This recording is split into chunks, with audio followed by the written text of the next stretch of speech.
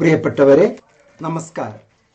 Indira Gandhi national open യൂണിവേഴ്സിറ്റിയുമായി ബന്ധപ്പെട്ട് അസൈൻമെന്റുമായി ബന്ധപ്പെട്ട് ഒരു കൊള്ള സംഘം വിലസുന്നു എന്നുള്ളതാണ് ഇന്നത്തെ ഈ വീഡിയോയിൽ ഞാൻ താങ്കളുമായി പങ്കുവെക്കുന്നത്. അസൈൻമെന്റിനെ പറ്റി നമുക്ക് വളരെ വ്യക്തമായിട്ട് അറിയാം. നേരത്തെ കേരളത്തിലെ അറിയപ്പെടുന്ന ഒരു ദൃശ്യമാധ്യമത്തിൽ ഒരു ഇന്റർവ്യൂ അടക്കം ഞാൻ ചെയ്തിട്ടുണ്ടായിരുന്നു. കൊള്ള സംഘങ്ങൾ വിലസുകയാണ് അസൈൻമെന്റിന്റെ പേര് പറഞ്ഞ്, അസൈൻമെന്റ് എഴുത്തിന്റെ പേര് പറഞ്ഞ്. വളരെ ശ്രദ്ധയോടുകൂടി നമ്മൾ ശ്രദ്ധിക്കേണ്ട ചില കാര്യങ്ങൾ. അസൈൻമെന്റ് നിർബന്ധമായും പരീക്ഷയുമായി ബന്ധപ്പെട്ടതാണ്. എഴുത്ത് പരീക്ഷയ്ക്ക് നിങ്ങൾ എഴുതാതെ വേറെ ഒരാളെ പറഞ്ഞു വിട്ട് എഴുത്തു പരീക്ഷ എഴുതിയാൽ എന്തായിരിക്കും അവസ്ഥ? വലിയ ക്രിമിനൽ കുറ്റമാണ്. അതെങ്ങാനും തെളിഞ്ഞാൽ നിങ്ങൾ ജയിലിലായിരിക്കും.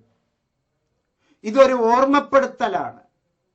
ഞാൻ എന്നെ എത്രത്തോളം ഇഷ്ടപ്പെടുന്നുവോ അത്രത്തോളം എൻ്റെ വാക്കുകൾ കേൾക്കുന്ന നിങ്ങളെ എനിക്കിഷ്ടമാണ്.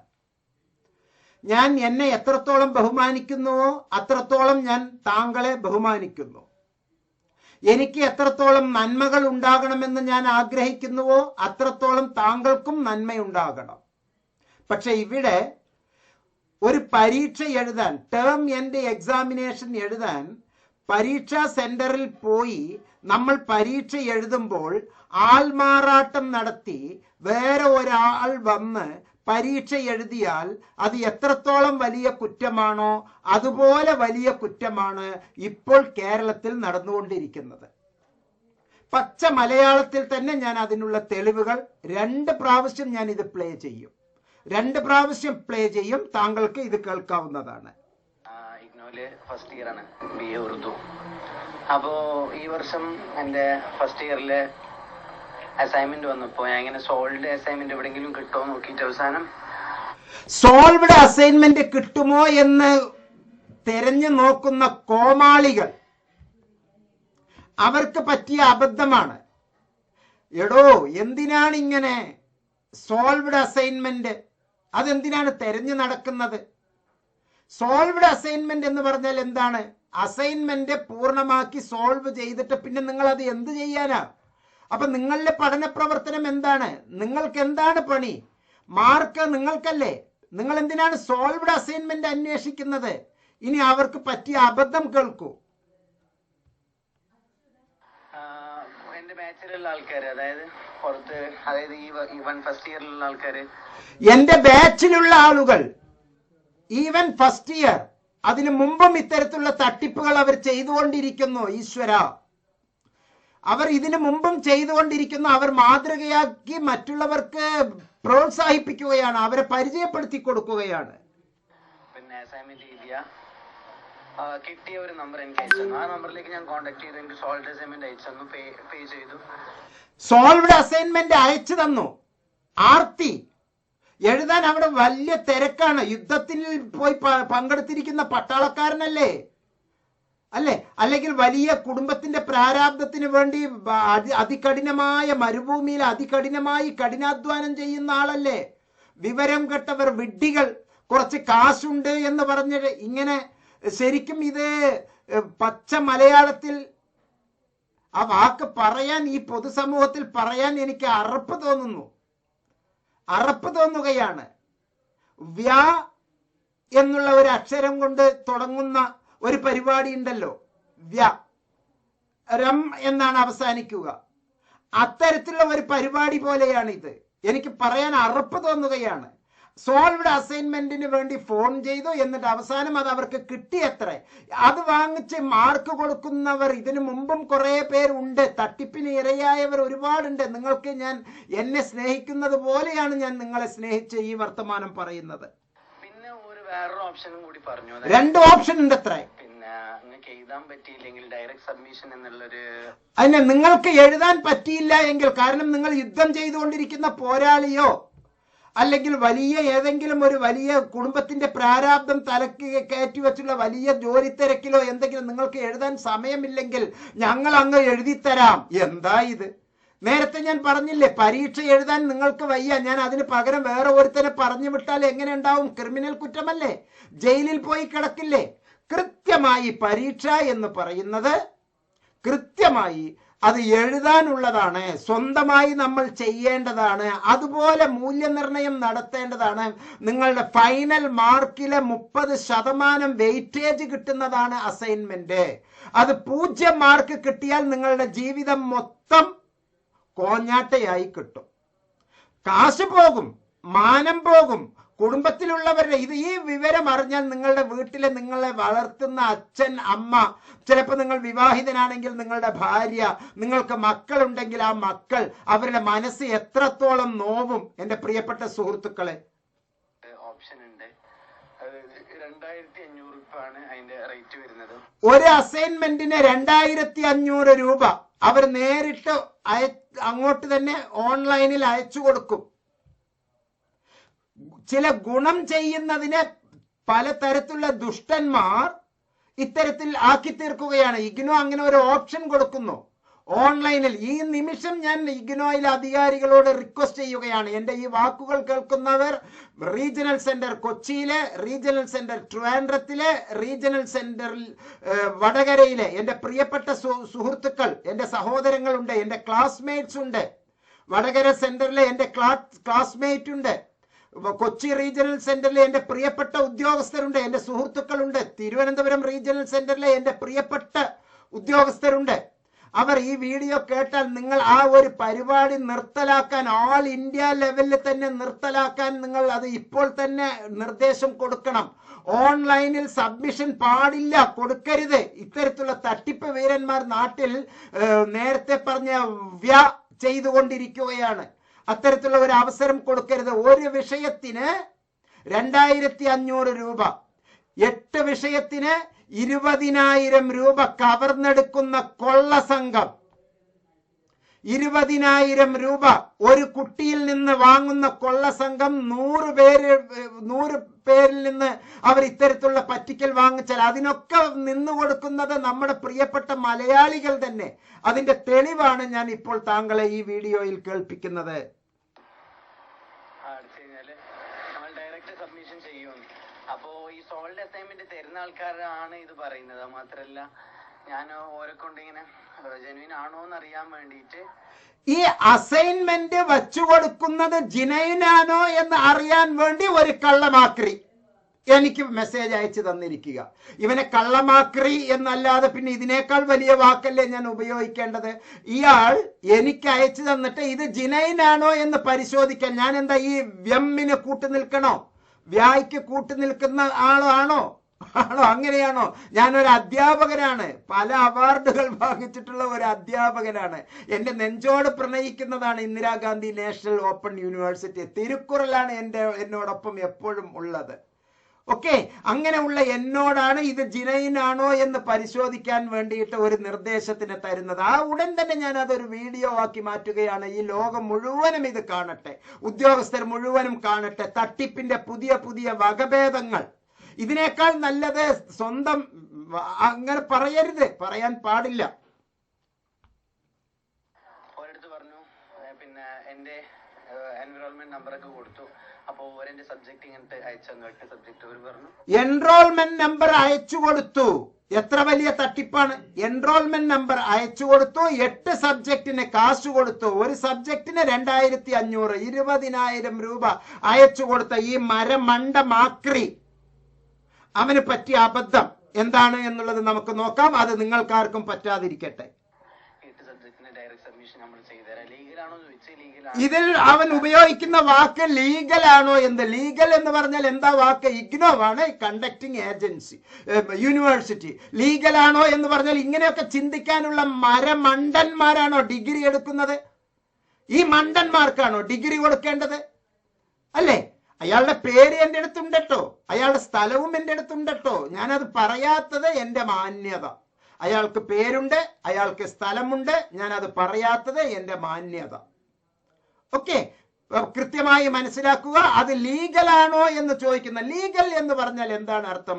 യൂണിവേഴ്സിറ്റി അങ്ങനെയുള്ള സൗകര്യം ചെയ്യാൻ പറയുന്നുണ്ടോ എന്നല്ല അതിന്റെ അർത്ഥം. ഇങ്ങനെ ചെയ്യുന്നത് ലീഗലാണോ എന്ന് ഈ മരമണ്ടൻ ചെയ്യുന്നത് തട്ടിപ്പാണ്, ഫോർജറിയാണ് എന്നുള്ളത് മനസ്സിലാക്കാതെ ഇത് ഫോർജറിയോ റോബറിയോ എന്താണ് ഇത് പറയേണ്ടത്? അതിന് കൂട്ടി നിൽക്കുന്ന മരമണ്ടന്മാർ, തിരുമണ്ടന്മാർ, മരമാക്രികൾ, ഒരുപാട് തിരക്ക്. എന്താണ് അവന് തിരക്ക്? യുദ്ധം ചെയ്യുകയാണോ? അവൻ എന്താണ് തിരക്ക്? പഠിക്കുകയല്ല. അവൻ എന്തിനാണ് ബിരുദം? അവൻ എന്തിനാണ് ബിരുദം? പഠിച്ച് അധ്വാനിച്ച കുട്ടികൾ നാട്ടിൽ ഇഷ്ടം പോലെ ഉണ്ട്. രാപ്പകലില്ലാതെ കുടുംബത്തിലെ പ്രാരാബ്ദം വന്ന് കടക്കണിയിലായിട്ടുള്ള എത്രയോ ഡിഗ്രി ഹോൾഡേഴ്സ് ഒരു ഡിഗ്രിക്ക് വേണ്ടി, വെറും ഒരു ഡിഗ്രിക്ക് വേണ്ടി അൺഎയ്ഡഡ് കോളേജിൽ ഒരു സെമസ്റ്ററിന് 25,000 രൂപ കൊടുത്ത് അങ്ങനെ 6 സെമസ്റ്റർ 1.5 ലക്ഷം രൂപ കൊടുത്ത് പഠിക്കുന്ന നാടൻ പാവം സാധു കുട്ടികളുള്ള ഈ മലയാളക്കരയിൽ ഇത്തരത്തിലുള്ള താന്തോന്നികൾ ഒരു അസൈൻമെന്റ്, ഒരു പരീക്ഷയ്ക്ക് 8 അസൈൻമെന്റ് എഴുതാൻ വേണ്ടി മാത്രം 20,000 രൂപ ചെലവഴിച്ചവർക്ക് ഇതിനേക്കാൾ വലിയ നാശമാണ് ഉണ്ടാകേണ്ടത്. അവർ ഇങ്ങനെയല്ല ചെയ്യേണ്ടത്. അത്തരത്തിലുള്ള ഒരു ചിന്ത നിങ്ങൾക്ക് എങ്ങനെ വരുന്നു? സ്വന്തം അധ്വാനമില്ലാതെ ഇത്തരത്തിലുള്ളത് നിങ്ങൾക്കും ഇങ്ങനെ ഒരു സർട്ടിഫിക്കറ്റ് കിട്ടിയവർ എത്ര പേരുണ്ട്? എന്റെ വാക്കുകൾ കേൾക്കുന്ന അത്ര പേരും നിങ്ങൾ ആത്മാർത്ഥമായി ആ സർട്ടിഫിക്കറ്റുകളെല്ലാം കീറിക്കളയുക. അല്ലെങ്കിൽ നിങ്ങൾക്ക് ക്യാൻസർ പോലുള്ള മാരകമായ രോഗങ്ങൾ വന്ന് നിങ്ങൾ RCC പോലുള്ള സ്ഥാപനങ്ങളിൽ, അല്ലെങ്കിൽ നിങ്ങൾക്ക് വളരെ വലിയ ശാപമാണ് ഈ പ്രകൃതി നിങ്ങൾക്ക് തരാൻ പോകുന്നത്. അത്തരത്തിലുള്ള ഒരു പ്രവൃത്തിയും ചെയ്യരുത്. വിദ്യ എന്ന് പറയുന്നത് പാവനമായ പ്രവൃത്തിയാണ്. അറിവ് സമ്പാദനം എന്ന് പറയുന്നത് പാവനമായ ഒരു പ്രക്രിയയാണ്.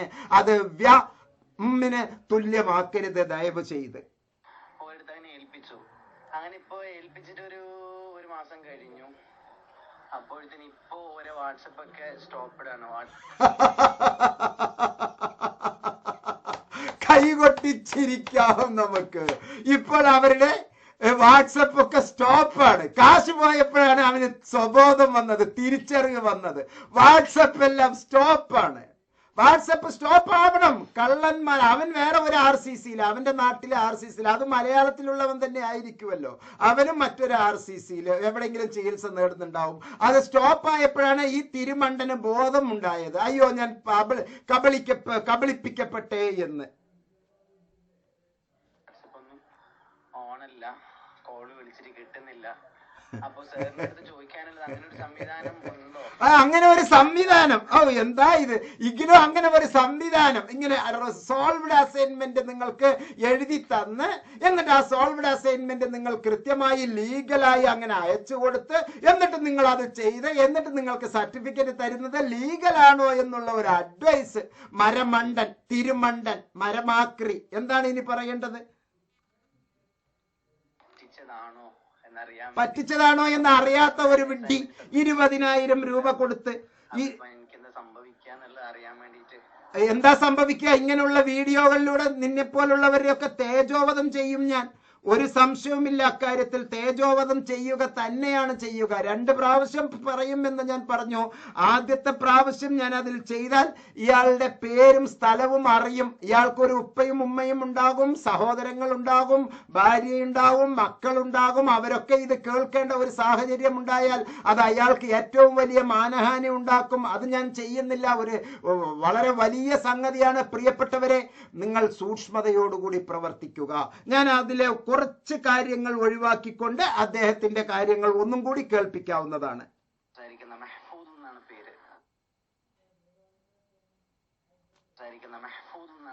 അപ്പോ ഈ വർഷം എന്റെ അതൊരു ആലങ്കാരികമായ ഒരു പേരാണ്. സോൾഡ് അസൈൻമെന്റ് എവിടെയെങ്കിലും കിട്ടുമോ നോക്കിയിട്ട് അവസാനം എന്റെ ബാച്ചിലുള്ള ആൾക്കാര്, അതായത് പുറത്ത്, അതായത് ഈ ഫസ്റ്റ് ഇയറിലുള്ള ആൾക്കാര് പിന്നെ അസൈൻമെന്റ് എഴുതിയ കിട്ടിയ ഒരു നമ്പർ എനിക്ക് അയച്ചു തന്നു. ആ നമ്പറിലേക്ക് ഞാൻ കോൺടാക്ട് ചെയ്തു. എനിക്ക് സോൾഡ് അസൈൻമെന്റ് അയച്ചു തന്നു, പേ ചെയ്തു. പിന്നെ വേറൊരു ഓപ്ഷനും കൂടി പറഞ്ഞു. അതായത് പിന്നെ നിങ്ങൾക്ക് എഴുതാൻ പറ്റിയില്ലെങ്കിൽ ഡയറക്റ്റ് സബ്മിഷൻ എന്നുള്ളൊരു ഓപ്ഷൻ ഉണ്ട്. അത് 2,500 രൂപയാണ് അതിന്റെ റേറ്റ് വരുന്നത്. അടിച്ചു കഴിഞ്ഞാല് നമ്മൾ ഡയറക്റ്റ് സബ്മിഷൻ. ഇവനെയൊക്കെ എന്റെ കയ്യിൽ ഇപ്പൊ കിട്ടിയാൽ ഇടിച്ച് ചമ്മന്തിയാക്കും ഞാൻ. മാത്രല്ല, ഞാൻ ഓരെ കൊണ്ട് ഇങ്ങനെ ജെനുവിൻ ആണോന്ന് അറിയാൻ, ജെനുവിൻ ആണോ ഒരിടത്ത് പറഞ്ഞു ലീഗലാണോ?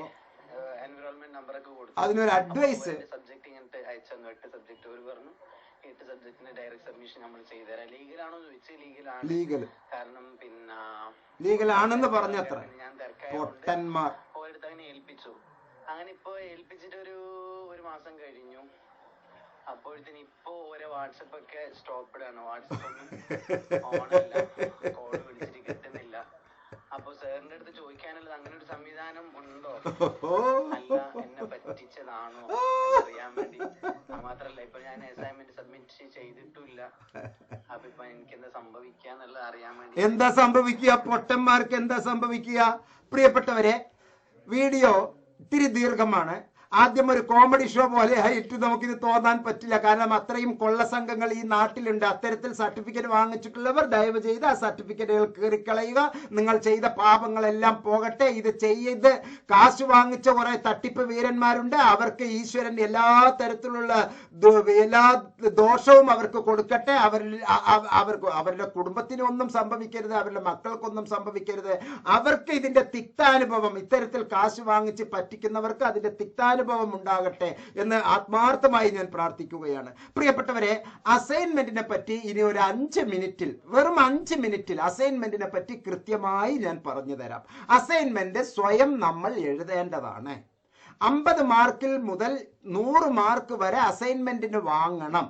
അങ്ങനെ വാങ്ങിച്ചാൽ പബ്ലിക് പരീക്ഷയുടെ ഗ്രേഡ് കാർഡിൽ അഥവാ നമ്മുടെ മാർക്ക് ലിസ്റ്റിൽ 50 മാർക്കിന്റെ 30% വെയിറ്റേജ് 15 മാർക്കായി കൂട്ടും. 100 മാർക്ക് കിട്ടിയാൽ 30% 30 മാർക്കായി പബ്ലിക് മാർക്കിൽ കൂട്ടും. എഴുത്ത് പരീക്ഷയിൽ നിങ്ങൾക്ക് 80 മാർക്ക് കിട്ടി എന്ന് കരുതുക. 100ൽ 80 മാർക്ക് കിട്ടിയാൽ അത് 70% N7 56 ആയിട്ടേ പരിഗണിക്കുകയുള്ളൂ. എഴുത്തു പരീക്ഷയിൽ നിങ്ങൾക്ക് 50 മാർക്ക് കിട്ടിയിട്ടുണ്ടെങ്കിൽ അത് 70% എന്നുള്ള നിലക്ക് 35 മാർക്കായിട്ടേ കൂട്ടുകയുള്ളൂ.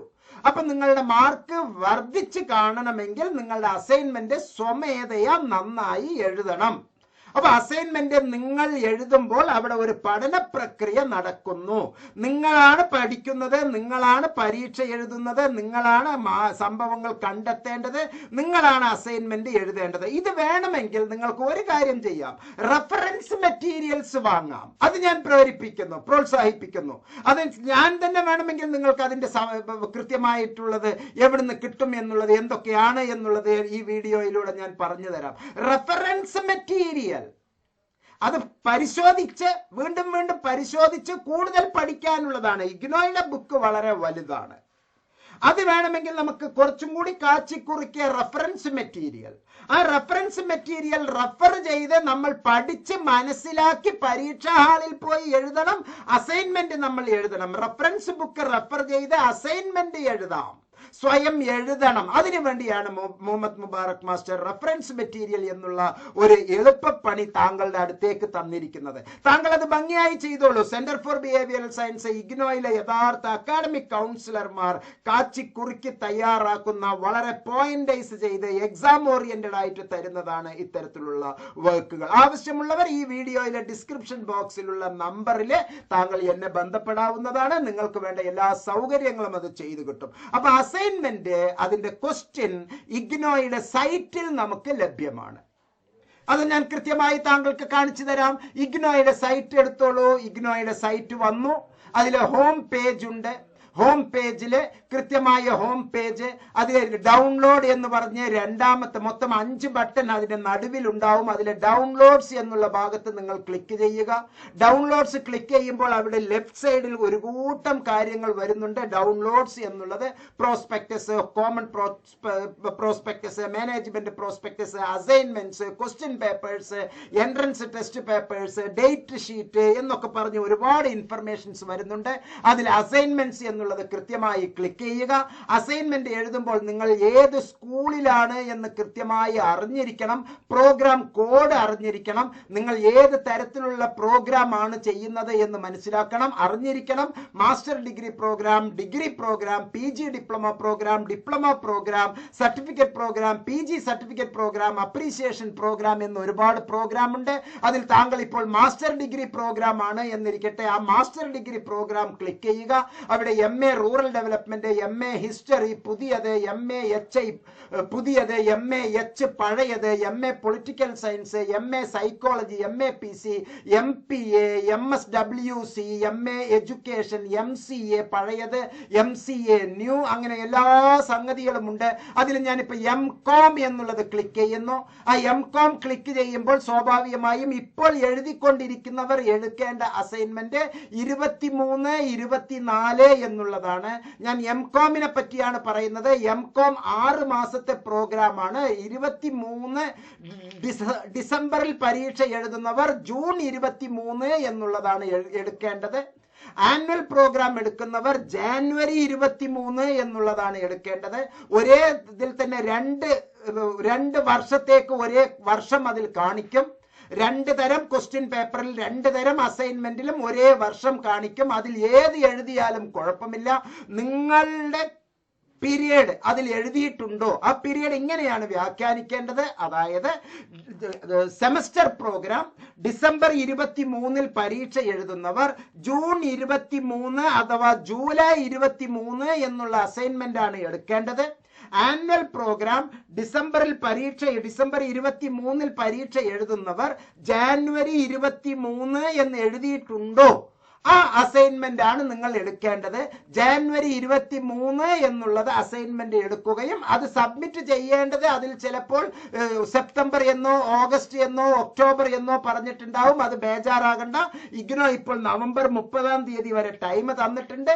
ചിലപ്പോൾ അത് വീണ്ടും ഒരു 10 ദിവസത്തേക്ക് നീട്ടി എന്നിരിക്കാം. ഇനി നീട്ടിയില്ല എന്ന് തന്നെ കരുതുക. അത് അടുത്ത സെമസ്റ്ററിൽ നമുക്ക് സബ്മിറ്റ് ചെയ്യാം. ബേജാറാകണ്ട. എന്നാലും ഇത്തരത്തിലുള്ള കള്ള നാണയങ്ങൾക്ക് കൂട്ടുനിൽക്കരുത്. ഇത്തരത്തിലുള്ള ചെയ്യുന്ന പരിപാടിക്ക് നിങ്ങൾ ഒരു കാരണവശാലും കൂട്ടുനിൽക്കരുത്. അങ്ങനെ അസൈൻമെന്റ് നമുക്ക് എവിടുന്ന് കിട്ടും? ഇഗ്നോയുടെ സൈറ്റിലെ ഡൗൺലോഡ് എന്നുള്ള ലിങ്കിൽ നിന്ന് കിട്ടും. ഏതാണ് നമ്മൾ എടുക്കേണ്ടത് എന്ന് കൃത്യമായി ഞാൻ പറഞ്ഞു തന്നു. നിങ്ങൾ പരീക്ഷ എഴുതുന്ന ആ കാലഘട്ടത്തിന്റെ 3 മാസം മുമ്പോ അതിന്റെ 9 മാസം മുമ്പോ നിങ്ങൾ ആനുവൽ പ്രോഗ്രാം ആണ് ചെയ്യുന്നതെങ്കിൽ പരീക്ഷ എഴുതുന്ന ആ ദിവസത്തെ നിങ്ങൾ ഇപ്പോൾ അസൈൻമെന്റ് എഴുതാൻ ഉദ്ദേശിക്കുന്നതിന്റെ 3 മാസം മുമ്പോ 9 മാസം മുമ്പോ ഉള്ള ആ പീരിയഡ് അതിൽ കാണിച്ചിരിക്കും. അഥവാ നിങ്ങളുടെ എൻറോൾമെന്റ് നമ്പറിൽ കൃത്യമായി ആ ആദ്യത്തെ 3 അക്കം കാണിച്ചിരിക്കും. ആ വർഷത്തിന്റെയാണ് അസൈൻമെന്റ് നിങ്ങൾ വെക്കേണ്ടത്, എടുക്കേണ്ടത്. എപ്പോഴാണ് അസൈൻമെന്റ് എഴുതേണ്ടത്?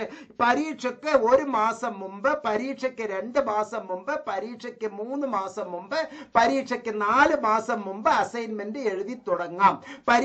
പൊതുപരീക്ഷയ്ക്ക് 4 മാസം മുമ്പ്, പൊതുപരീക്ഷയ്ക്ക് 3 മാസം മുമ്പ്, പൊതുപരീക്ഷയ്ക്ക് 2 മാസം മുമ്പ്, പൊതുപരീക്ഷയ്ക്ക് 1 മാസം മുമ്പ് അസൈൻമെന്റ് എഴുതി നമുക്ക് ആ പറയുന്ന സമയത്ത് സമർപ്പിക്കാം. എവിടെയാണ് അത് സമർപ്പിക്കേണ്ടത്? നിങ്ങളുടെ സ്റ്റഡി സെന്ററിലാണ് സമർപ്പിക്കേണ്ടത്. സ്റ്റഡി സെന്റർ എല്ലാം അവരവരുടെ സ്റ്റഡി സെന്ററുകളിലാണ് കൊടുക്കേണ്ടത്. എല്ലാ റീജിയണൽ സെന്ററുകളും ചില വിഷയങ്ങൾക്ക് സ്റ്റഡി സെന്റർ ആണ്. ഉദാഹരണത്തിന് MA അറബിക്ക് വടകരയാണ് റീജിയണൽ സെന്റർ. അതുപോലെ MSc എൻവയോൺമെന്റൽ സയൻസ്, MSc ഫിസിക്സ്, ഇതെല്ലാം റീജിയണൽ സെന്ററുകളാണ്. പ്രത്യേകിച്ച് തിരുവനന്തപുരം റീജിയണൽ സെന്റർ ആണ് നിങ്ങളുടെ സ്റ്റഡി സെന്റർ. അപ്പോൾ റീജിയണൽ സെന്റർ ഏതാണ് എന്ന് നോക്കുക, സ്റ്റഡി സെന്റർ ഏതാണ് എന്ന് നോക്കുക. സ്റ്റഡി സെന്ററുകൾ, എല്ലാ സ്റ്റഡി സെന്ററുകളും റീജിയണൽ സെന്ററുകളല്ല, പക്ഷെ എല്ലാ റീജിയണൽ സെന്ററുകളും സ്റ്റഡി സെന്റർ ആണ്. നിങ്ങളുടെ സ്റ്റഡി സെന്ററോ റീജിയണൽ സെന്ററോ ആണ് എങ്കിൽ നിങ്ങളുടെ ആ സ്റ്റഡി സെന്ററിലേക്കാണ് അസൈൻമെന്റ് സമർപ്പിക്കേണ്ടത്. മാർക്ക് എപ്പോഴാണ് വരിക? പൊതുപരീക്ഷയോടൊപ്പം റിസൾട്ട് വരിക. പൊതുപരീക്ഷ എന്ന് പറയുന്നത് എന്താണ്? ടേം എൻഡ് എക്സാമിനേഷൻ, തിയറി എക്സാമിനേഷന്റെ റിസൾട്ടിനോടൊപ്പമാണ് അസൈൻമെന്റിന്റെയും പരീക്ഷ വരിക. അസൈൻമെന്റ് നമ്പർ എന്ന് പറഞ്ഞാൽ എന്താണ് സാർ? പലരും ചോദിക്കുന്ന ചോദ്യമാണ്. ആദ്യത്തെ പ്രാവശ്യം നിങ്ങൾ അസൈൻമെന്റ് എഴുതുമ്പോൾ അസൈൻമെന്റ് നമ്പർ 1 എന്ന് എഴുതണം. എന്തെങ്കിലും കാരണവശാൽ അസൈൻമെന്റിന് തോറ്റിട്ട് പിന്നീട് അസൈൻമെന്റ് എഴുതുമ്പോൾ അസൈൻമെന്റ് നമ്പർ 2 എന്ന് എഴുതണം. അല്ലാതെ ഒരു ഡിഗ്രിക്ക് അസൈൻമെന്റ് ഒരു സബ്ജക്റ്റിന്റെ 1, രണ്ടാമത്തെ സബ്ജക്റ്റിന് 2, മൂന്നാമത്തെ സബ്ജക്റ്റിന് 3 എന്നല്ല. ഓരോ അസൈൻമെന്റിനും ആദ്യം എഴുതുമ്പോൾ 1, ആ അസൈൻമെന്റ് എന്തെങ്കിലും കാരണവശാൽ തോറ്റിട്ട് വീണ്ടും നിങ്ങൾ എഴുതുമ്പോഴാണ് അസൈൻമെന്റ് നമ്പർ 2 എന്ന് എഴുതേണ്ടത്. ചിലപ്പോൾ ഏതെങ്കിലും ഭാഗ്യശാലിക്ക് അസൈൻമെന്റ് നമ്പർ 3 എന്ന് എഴുതേണ്ട ഗതികേട് വന്നിട്ടുണ്ടെങ്കിൽ അതിന് ഞാനൊന്നുമല്ല ഉത്തരവാദി. കൃത്യമായി അതിന്റെ മാർക്കുണ്ട്, വെയിറ്റേജ് ഉണ്ട്. ഒരിക്കൽ എഴുതിയത് വീണ്ടും എഴുതാമോ എന്ന് ചോദ്യം. ഒരിക്കൽ എഴുതിയത് താങ്കൾ തോറ്റതാണ് എങ്കിൽ എഴുതണം, താങ്കൾ വിജയിച്ചതാണ് എങ്കിൽ എഴുതരുത്. 30 മാർക്കേ അസൈൻമെന്റിന് കിട്ടിയുള്ളൂ, അസൈൻമെന്റ് ഇംപ്രൂവ് ചെയ്യാൻ പറ്റില്ല. 15 മാർക്കേ അസൈൻമെന്റിന് കിട്ടിയുള്ളൂ, 15 മാർക്കേ കിട്ടാനുള്ളത് താങ്കൾ എഴുതിയിട്ടുള്ളൂ. അധ്യാപകരെ കുറ്റം പറയണ്ട, അത്രമാത്രം നമ്മൾ ആരും വളർന്നിട്ടില്ല. അധ്യാപകർ, ഇഗ്നോയിലെ അക്കാഡമിക് കൗൺസിലർമാർ കാച്ചിക്കുറുക്കിയ പൊന്നുകളാണ്. നമ്മൾ ഒരു 10-50 പേർ ഇരുന്ന് ഒരു വക്കീലിന് ഒരു 50,000 രൂപ കാശ് കൊടുത്തിട്ട് കോടതിക്ക് പോകാം എന്നൊക്കെ പറയുന്നത് വ്യാജമാണ്. കാരണം ഇത്തരത്തിലുള്ള കള്ള നാണയങ്ങൾ തട്ടിപ്പുകാർ നാട്ടിൽ ഒരുപാട് ഉണ്ട്. തട്ടിപ്പുകാരെന്ന് പറഞ്ഞാലും പോരാ, കൊള്ള സംഘങ്ങൾ നാട്ടിൽ ഒരുപാടുണ്ട്. അത് ആഗ്രഹിക്കുന്ന കൊള്ള സംഘക്കാരനുമുണ്ട്, അത് ആഗ്രഹിക്കുന്ന മരമാക്രിയുമുണ്ട്. ഇങ്ങനെ പലതരത്തിലുള്ള ആളുകളുമുണ്ട്. അതുകൊണ്ട് തന്നെ ജിനൈനായി സത്യസന്ധമായി താങ്കൾ ചെയ്തിട്ടുണ്ട് എങ്കിൽ താങ്കൾ പരാതി അയക്കാം. അതല്ല എങ്കിൽ താങ്കൾക്ക് കൃത്യമായി താങ്കൾ അർഹിക്കുന്ന മാർക്ക് തന്നെയാണ് കിട്ടുക. വീണ്ടും ഞാൻ റിപ്പീറ്റ് ചെയ്യുന്നു, അസൈൻമെന്റ് എവിടെയാണ് കിട്ടുക? ഇഗ്നോയുടെ സൈറ്റിലാണ് കിട്ടുക. അസൈൻമെന്റിന്റെ ഉത്തരം എവിടെയാണ് കിട്ടുക? ഇഗ്നോ നൽകുന്ന പുസ്തകങ്ങളിലെ അല്ലെങ്കിൽ ലേബർ ഇന്ത്യ മോഡലിലുള്ള റെഫറൻസ് മെറ്റീരിയലില് നമുക്ക് അതിന്റെ ഉത്തരങ്ങൾ കിട്ടും. അത് നേരെ അതുപോലെ പകർത്തരുത്. നിങ്ങൾ അത് വായിച്ചു മനസ്സിലാക്കി നിങ്ങളുടേതായ ആശയത്തിലാണ് അത് എഴുതേണ്ടത്. നിങ്ങളുടെ സ്വന്തം ലാംഗ്വേജ് ആയിട്ടാണ് അത് എഴുതേണ്ടത്. എന്ന് പറഞ്ഞാൽ നിങ്ങളുടെ മാതൃഭാഷയിൽ എഴുതണം എന്നല്ല, നിങ്ങളുടെ ചിന്തയിൽ നിന്ന് വരുന്ന ആ ചിന്താശേഷിക്ക് അനുയോജ്യമായ സംഗതിയാണ് എഴുതി വെക്കേണ്ടത്. ഏത് അസൈൻമെന്റ് ആണ് എടുക്കേണ്ടത് എന്ന് ഞാൻ വീണ്ടും പറഞ്ഞു തരാം. ഏത് അസൈൻമെന്റ് ആണ് എടുക്കേണ്ടത്? നിങ്ങൾ എപ്പോഴാണോ പരീക്ഷ എഴുതാൻ ഉദ്ദേശിക്കുന്നത് ആ ഘട്ടത്തിൽ നിങ്ങൾ സെമസ്റ്റർക്കാരാണ് എങ്കിൽ, പരീക്ഷ എഴുതുന്ന സെമസ്റ്ററുകാരാണ് എങ്കിൽ, നിങ്ങൾ പരീക്ഷ എഴുതുന്നതിന്റെ 6 മാസം മുമ്പത്തെ സമയം പറഞ്ഞിട്ടുള്ളത്, അഥവാ ഇപ്പോൾ പരീക്ഷ എഴുതുന്നവർ ഡിസംബർ 23 പരീക്ഷയാണ് എഴുതുന്നത്, അവർ ജൂൺ 23 അല്ലെങ്കിൽ ജൂലൈ 23 എന്നുള്ള അസൈൻമെന്റ് ആണ് എടുക്കേണ്ടത്. ജൂലൈ 23 അസൈൻമെന്റ് ആണ് സെമസ്റ്റർകാർ എടുക്കേണ്ടത്. ജാനുവരി 23 എന്നുള്ളതാണ് ആനുവൽകാർ എടുക്കേണ്ടത്. കൃത്യമായി പറയുന്നു, ഇപ്പോൾ അസൈൻമെന്റ് എഴുതുന്നവർ സെമസ്റ്റർകാർ ജൂലൈ 23 അസൈൻമെന്റ് ആണ് എടുക്കേണ്ടത്. ആനുവൽ പ്രോഗ്രാംകാർ ജാനുവരി 23 എന്നുള്ള അസൈൻമെന്റ് ആണ് എടുക്കേണ്ടത്. എവിടെയാണ് അത് കൊടുക്കേണ്ടത്? സ്റ്റഡി സെന്ററിലാണ് കൊടുക്കേണ്ടത്. റീജിയണൽ സെന്ററുകളും ചിലപ്പോൾ സ്റ്റഡി സെന്ററുകൾ ആകാം. എല്ലാ വിഷയത്തിന്റെയും സ്റ്റഡി സെന്റർ റീജിയണൽ സെന്റർ അല്ല. റയർ സബ്ജക്റ്റുകളുടെയാണ് സ്റ്റഡി സെന്റർ, റീജിയണൽ സെന്റർ. അപ്പോൾ നിങ്ങൾ നിങ്ങളുടെ സ്റ്റഡി സെന്റർ അറിയണം. ഇതിനെല്ലാം ഏറ്റവും നല്ല എളുപ്പപ്പടി ഇനി 1 മിനിറ്റിൽ ഞാൻ വീഡിയോ അവസാനിപ്പിക്കുന്നു. പ്രിയപ്പെട്ടവരെ, നിങ്ങൾ പഠിക്കുന്ന കോഴ്സ് ഏതാണ് എന്ന് നിങ്ങൾ അറിയണം. നിങ്ങളുടെ പഠനത്തിന്റെ പ്രോഗ്രാം ഏതാണ് എന്ന് അറിയണം. അതിന്റെ കോഡ് അറിയണം. അതിലുള്ള വിഷയങ്ങൾ അഥവാ പേപ്പറുകൾ, അതിന്റെ കോഡുകൾ കൃത്യമായി അറിഞ്ഞിരിക്കണം. റീജിയണൽ സെന്ററിന്റെ അഡ്രസ് അറിഞ്ഞിരിക്കണം. റീജിയണൽ സെന്ററിന്റെ കോഡ് അറിഞ്ഞിരിക്കണം. റീജിയണൽ സെന്ററിന്റെ പേര് അറിഞ്ഞിരിക്കണം. സ്റ്റഡി സെന്ററിന്റെ കോഡ് അറിഞ്ഞിരിക്കണം. സ്റ്റഡി സെന്ററിന്റെ പേര് അറിഞ്ഞിരിക്കണം. സ്റ്റഡി സെന്ററിന്റെ അഡ്രസ് അറിഞ്ഞിരിക്കണം. സ്റ്റഡി സെന്ററിന്റെ ഇമെയിൽ അഡ്രസ് അറിഞ്ഞിരിക്കണം. മാത്രമല്ല, നിങ്ങൾ നിർബന്ധമായും മനസ്സിലാക്കി വെക്കേണ്ട സംഗതിയാണ് നിങ്ങളുടെ ID കാർഡിലുള്ള പേരും നിങ്ങളുടെ SSLC ബുക്കിലുള്ള പേരും ഒരുപോലെയാണ് എന്ന് ഉറപ്പുവരുത്തുക.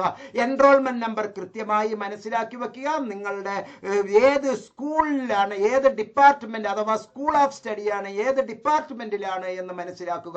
കൂടുതൽ എന്തെങ്കിലും സത്യസന്ധമായ ഇൻഫർമേഷൻസ് താങ്കൾക്ക് ആവശ്യമുണ്ട് എങ്കിൽ ഈ വീഡിയോയിലെ ഡിസ്ക്രിപ്ഷൻ ബോക്സിലുള്ള 4 നമ്പറിൽ താങ്കൾക്ക് ബന്ധപ്പെടാവുന്നതാണ്. ഏറ്റവും ചുരുങ്ങിയ സമയമേ ഇനി നമുക്കുള്ളൂ പരീക്ഷ തുടങ്ങാൻ. ഈ 1 മാസത്തിനുള്ളിൽ താങ്കൾക്ക് എന്തെങ്കിലും കാരണവശാൽ ചെയ്ത് തീർത്തില്ല എങ്കിൽ താങ്കൾക്ക് ഏറ്റവും കൂടുതൽ സൗകര്യം തരുന്നതാണ് ഈ റെഫറൻസ് മെറ്റീരിയൽ. ലേബർ ഇന്ത്യ മോഡലിലുള്ള റെഫറൻസ് മെറ്റീരിയൽ നാമമാത്രമായ കുറഞ്ഞ ഫീസിൽ താങ്കൾക്ക് അത് ലഭ്യമാണ്. ആവശ്യമുള്ളവർ ഈ വീഡിയോയിലെ റെഫറൻസ്, ഈ വീഡിയോയിലുള്ള ഡിസ്ക്രിപ്ഷൻ ബോക്സിലുള്ള നമ്പറുകളിൽ 4 മൊബൈൽ നമ്പറിൽ ഏതിൽ വേണമെങ്കിലും വാട്സപ്പ് ചെയ്യാം. ചെയ്യാവുന്നതാണ്. എല്ലാ നന്മകളും താങ്കൾക്കും താങ്കളോടൊപ്പമുള്ളവർക്കും ഉണ്ടാകട്ടെ എന്ന് ആത്മാർത്ഥമായി പ്രാർത്ഥിച്ചുകൊണ്ട് ഈ വീഡിയോയിൽ നിന്ന് ഇവിടെ വാങ്ങുന്നു. ആരെയെങ്കിലും ഞാൻ അധിക്ഷേപിച്ച് സംസാരിച്ചിട്ടുണ്ട് എങ്കിൽ ദയവ് ചെയ്ത് എന്നെ പൊറുക്കണം. ഞാൻ ഒരു 58 വയസ്സായ ഒരു അധ്യാപകനാണ്, റിട്ടയർഡ് ഹയർ സെക്കൻഡറി സ്കൂൾ പ്രിൻസിപ്പളാണ്. അധ്യാപനം ഒരു നോബൽ പ്രൊഫഷൻ ആയി വിശ്വസിക്കുന്ന ഒരു അധ്യാപകനാണ്. നാഷണൽ സർവീസ് സ്കീമില് അവാർഡിയാണ്. നല്ലത് മാത്രം ഈ ലോകത്ത് ഉണ്ടാകണം എന്ന് ആഗ്രഹിക്കുന്നവരാണ് നിങ്ങളെല്ലാവരും. അത് 90 വയസ്സാണെങ്കിലും എൻ്റെ അടുത്തേക്ക് വരുമ്പോൾ നിങ്ങൾ എല്ലാവരും എൻ്റെ വിദ്യാർത്ഥികളാണ്. ആ ഒരു പ്രിവിലേജ് വെച്ചുകൊണ്ടാണ് ഞാൻ ഇത്തരത്തിൽ ഒരു ശകാരത്തിൻ്റെ ഭാഷയിൽ ഞാൻ താങ്കളോട് സംസാരിച്ചത്. എൻ്റെ ആ ശകാരം താങ്കൾക്ക് വേദന ഉണ്ടാക്കിയിട്ടുണ്ടെങ്കിൽ ക്ഷമിക്കുക എന്നൊരു വാക്ക് ഞാൻ പറയുന്നു. ഒരിക്കലും തെറ്റിലൂടെ നമ്മൾ ഒന്നും നേടരുത്. അത് സ്ഥായിയായി നമ്മളുടെ ഭാഗത്ത് ഉണ്ടാവില്ല. അസൈൻമെന്റ് എന്നൊക്കെ പറയുന്നത് മാർക്കാണ് അതിലൂടെ കിട്ടുന്നത്. ആ മാർക്ക് നമ്മുടെ അറിവിന്റെ ലെവലാണ്. നാളെ ഒരു ആളുടെ മുമ്പിൽ പോയി നിന്നുകൊണ്ട് നിങ്ങൾ പൊട്ടനാകേണ്ട ഒരു അവസ്ഥ വരും. ഇത്ര മാർക്ക് ഉണ്ടല്ലോ, അതിന്റെ ഉത്തരം പറ എന്ന് പറയുമ്പോൾ അയ്യോ എനിക്കൊന്നും അറിയില്ലേ, ഞാൻ സോൾവ്ഡ് അസൈൻമെന്റ് ആണ് വാങ്ങിച്ചത്, ഞാൻ അത് സബ്മിറ്റ് ചെയ്തത് റെഡി ടു റെക്കൺ നേരിട്ട് സമർപ്പിക്കാൻ വേണ്ടി ഞാൻ കാശ് കൊടുത്തിട്ട് വാങ്ങിച്ചതാണ് എന്ന് പറഞ്ഞാൽ ജോലിയും നിനക്ക് അങ്ങനെ തന്നെ കിട്ടും എന്ന് വിചാരിക്കരുത് മകനെ, പോയി പണി നോക്ക് എന്ന് പറഞ്ഞ് നിങ്ങളെ പറഞ്ഞു വിടും. ജീവിതം കോഞ്ഞാട്ടയായി കിട്ടും. ദയവ് ചെയ്ത് സത്യസന്ധമായി ജീവിക്കുക. സത്യമേവ ജയതേ. എല്ലാ നന്മകളും ഉണ്ടാകട്ടെ. എം നോട്ട്സ് സബ്സ്ക്രൈബ് ചെയ്യുക, മറ്റുള്ളവർക്ക് ഷെയർ ചെയ്യുക. വീഡിയോയെ പറ്റിയുള്ള താങ്കളുടെ വിലയേറിയ അഭിപ്രായം രേഖപ്പെടുത്തുക. നന്ദി, നമസ്കാരം, ജയ് ഹിന്ദ്.